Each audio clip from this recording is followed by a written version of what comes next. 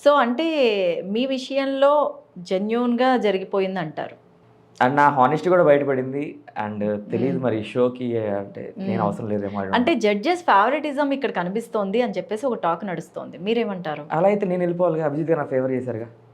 అంటే ఫేవర్ చేశారు హ్మ్. అంతే. హ్మ్. ఫేవరెటిజం చూపించలేదు కదా! అది end of the day big boss టీమ్‌లో ఉంటుంది. అంటే ఈ హ్మ్. పలానా ఇప్పుడు సపోజ్ ప్రతి వారానికి షో మారిపోతూ ఉంటది. లెవెల్ మారిపోతూ ఉంటది. గేమ్ మారిపోతూ ఉంటది. హ్మ్. సో, వీళ్ళలో ఎంతమంది ఫస్ట్ ఎలిమినేట్ అవుతారా? లేకపోతే ఫైనల్ దాకా ఉంటారా తెలీదు. ఓకే. ఓకే. వేరీ పారామీటర్స్ ఉన్నాయి. చాలా పర్ముటేషన్స్, కాంబినేషన్స్ ఉన్నాయి. హ్మ్. హ్మ్. సో, స్టార్టింగ్ కాబట్టి వీళ్ళని తీసుకొని అంటే ఏమన్నా బాగా వర్కౌట్ అవుద్దా? టెస్టింగ్ ఫేజ్ గదా! యెస్. ఎందుకంటే ఆడియన్స్ గూడా స్టార్టింగ్‌లో నచ్చకపోవచ్చు. మెల్లిమెల్లిగా గుండెలో పెట్టేసుకుంటారు.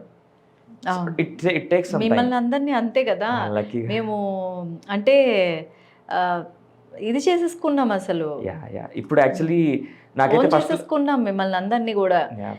అబ్బా! వీళ్ళెళ్తే బావుండేది, వీళ్ళెళ్తే బావుండేది, వీళ్ళెళ్తే బావుండేది అని యాహ్! టాప్ 3లోనే మీ పేరు అనుకున్నారు చాలామంది. అంటే అవునవును. టాప్ 5 అయినా టాప్ 3లో అనుకున్నారంటే యాహ్! మీరెలాంటి కంటెస్టెంటో అనేది మీరు అర్థం జేసుకోవచ్చు. ఓటింగ్ కన్సిడర్ చేయకుండా చాలామంది టాప్ 3, టాప్ 2 అలా పెట్టుకున్నారు. అవును.